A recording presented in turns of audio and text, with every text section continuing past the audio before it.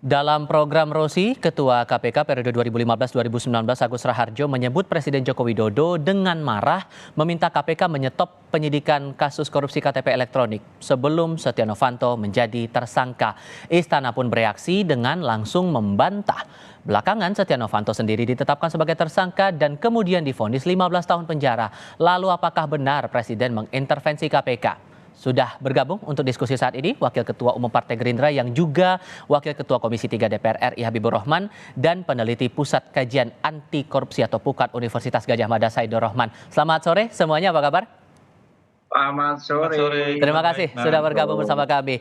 Kalau Anda meragukan pernyataan Pak Agus ini, Bang Habib, jadi analisis Anda ada apa di balik pernyataan Mas Agus ini? Ya, tentu sesuatu yang disampaikan tanpa bukti, ya, tanpa saksi, tentu kan nggak bisa dipercaya. Karena kita orang hukum, apalagi Pak Agus mantan Ketua KPK, lembaga penegak hukum. Dia tahu juga sebetulnya, ya, untuk menyampaikan sesuatu yang tidak ada bukti itu apa namanya, ya nggak akan mungkin orang percaya. Apalagi konteksnya sekarang kan menjelang pemilihan umum, ya. Dan dia sekarang sudah menjadi orang politik karena ikut menjadi caleg, ya, DPD di Jawa Timur kalau nggak salah. Jadi saya pikir kita tunggu saja, kalau memang dia ada bukti ya silakan ditunjukkan. Kalau nggak ada bukti ya apa? Masa kita percaya omongan satu orang begitu saja? Jadi Kan ada tendensi nggak politik masuk menurut akal. Anda di sini?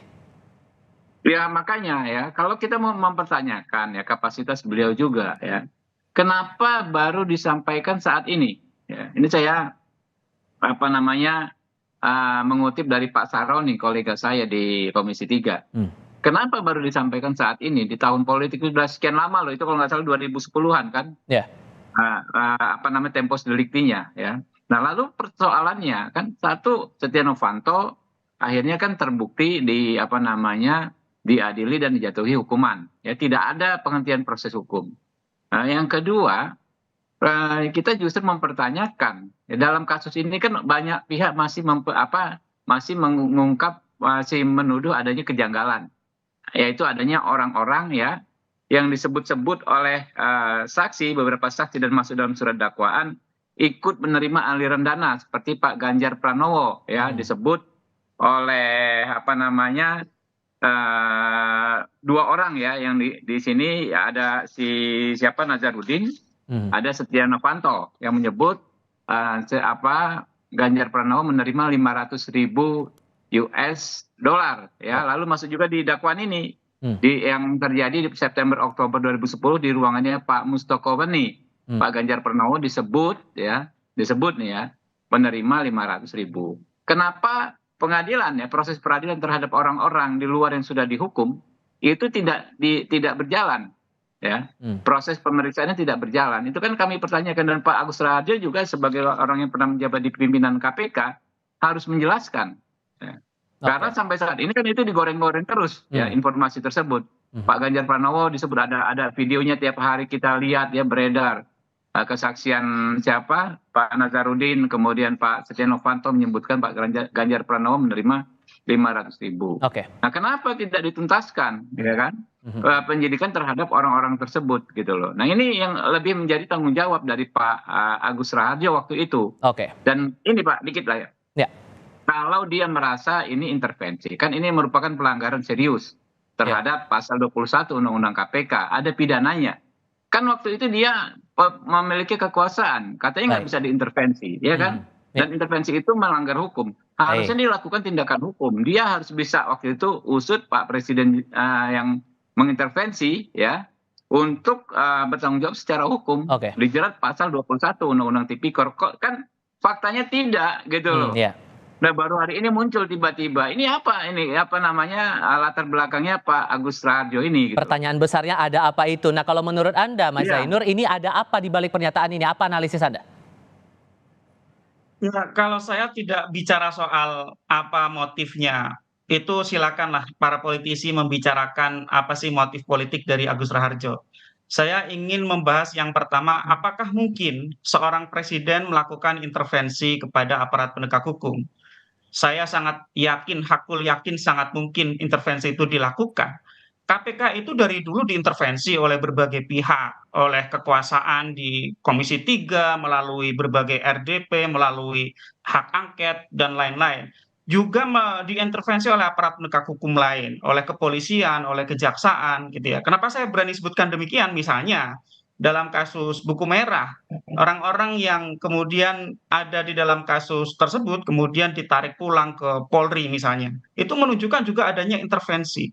Jadi intervensi kepada penegak hukum itu bukan barang baru, itu barang dari zaman dulu sampai sekarang. Nah, kalau pertanyaannya apakah mungkin Presiden Jokowi mengintervensi penanganan perkara kasus korupsi EKTP? Oke. Saya sih katakan sangat mungkin, mungkin saja. Nah, tetapi apakah itu bisa dibuktikan atau tidak? Nah, itu memang menjadi tugas dari Agus Raharjo ketika dia menyampaikan kepada publik.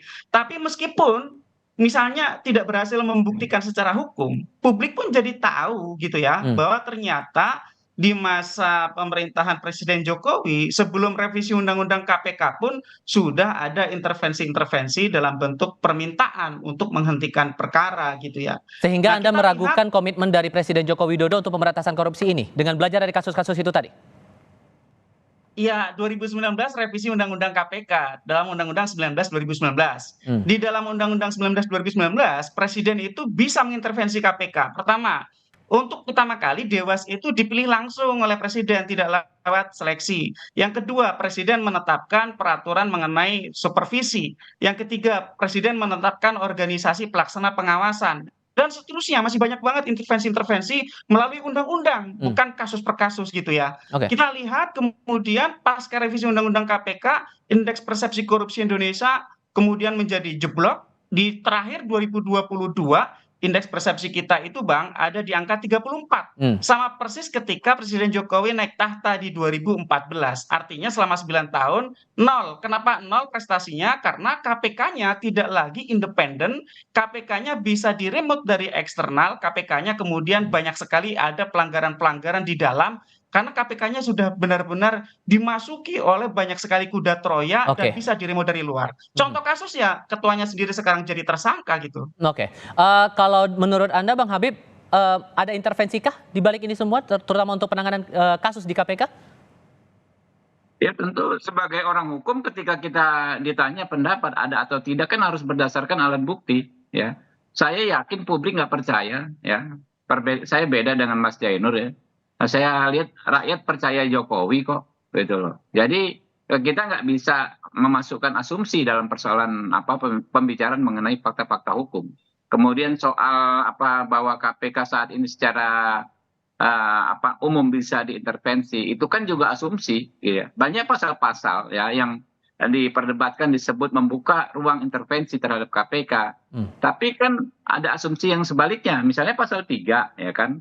KPK adalah lembaga negara dalam rumpun kekuasaan eksekutif. Itu kan dipersoalkan kemarin. Tapi kan ada lanjutannya yang melaksanakan tugas dan wewenangnya bersifat independen dan bebas dari pengaruh kekuasaan manapun. Ini juga norma ya. Ini norma. Ya jelas KPK independen dan bebas dari pengaruh kekuasaan manapun.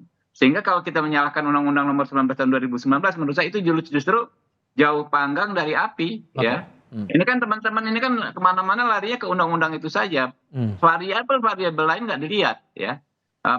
Hukum itu kan bukan persoalan undang-undang saja, ada manusianya, ada kulturnya juga gitu. Oke. Jadi Pak Firly misalnya jadi tersangka, nggak ada hubungan sebab akibat dengan undang-undang gitu loh. Jauh gitu loh. Gimana tuh meresponnya, Mas Zainur? Ini sudah saya sampaikan, yang disampaikan oleh Bang Habib tadi itu kan norma di awal-awal. Dikatakan bahwa KPK itu meskipun dalam rumpun kekuasaan eksekutif bersifat independen. Tapi baca dong di bawahnya, kepegawaiannya dialihkan menjadi ASN. Kalau dialihkan menjadi ASN, tentu manajemennya berada di bawah manajemen pemerintah. Mulai dari rekrutmen, direkrut oleh BKN. Untuk pendidikannya, untuk manajerialnya, itu juga ada kaitannya dengan LAN. Artinya KPK tidak lagi dianggap sebagai lembaga negara sesuai dengan prinsip-prinsip yang diatur di dalam Jakarta Principle. Mungkin Bang Habib perlu buka di 2012, Jakarta Principle on Anti-Corruption Agencies. dan juga juklak-juknis yang disampaikan misalnya di dalam ANKEK dan juga guidance dari UNODC. Bisa dicek bahwa independensi KPK itu mulai dari dasar hukumnya, sumber daya manusianya, rekrutmen dan kemudian pemberhentian dari pimpinannya, sampai kepada pelaksanaan fungsi dan tugasnya. Itu juga harus dilihat secara utuh. Memang tadi dikatakan bahwa apakah ada kaitannya misalnya Firly Bahuri dengan revisi Undang-Undang 19 2019? Kalau menurut saya ada. Kenapa? Karena sekarang KPK-nya sudah benar-benar tidak berada dalam posisi yang benar-benar independen. Oke. KPK-nya tidak independen itu bisa berpengaruh ke aspek yang sangat luas, termasuk misalnya bagaimana KPK itu sekarang gitu ya, itu berada dalam pengawasan lembaga yang namanya Dewas, tetapi hampir tidak pernah bisa memberi putusan yang tegas dan jelas. Oke, Nah, Dewas sehingga terakhir singkat saja, mohon itu maaf saya adalah potong di situ. Untuk pertanyaan masing-masing terakhir, sehingga perlukah Presiden untuk menjelaskan soal ini? Menurut Anda, Mas Zainur gimana? Saya tidak punya harapan pada Presiden Jokowi. Saya hanya berharap Sudah. untuk 2024. Siapapun presidennya silakan gitu ya rakyat pilih. Oke. Tapi kembalikan independensi KPK itu yang pertama. Yang kedua bersihkan KPK dari kuda Troya. Yang ketiga adalah benar-benar harus ada keberpihakan terhadap pemberantasan korupsi. Misalkan Undang-Undang Perampasan Aset Hasil Kejahatan, pembatasan transaksi uang kartel dan seterusnya. Sekarang angka kita indeks persepsi korupsi 34/100 huruf D. Mau seperti ini terus Indonesia menjadi negara yang sangat korup. Oke. Yaitu bukti kegagalan dari Presiden Jokowi selama 9 tahun dalam pemberantasan korupsi, Bang. Bang Habib gimana? Ya, kritikan, saran dan dari dari rekan-rekan tentu kita terima, tapi kita nggak boleh ya menjustifikasi persoalan-persoalan hukum, termasuk tadi persoalan hukum menyangkut kredibilitas Pak Jokowi hanya dengan asumsi-asumsi kita, ya. Kita biasa berbeda pendapat, tapi kalau melakukan judgement, Anda tadi mengatakan Zainur kan publik percaya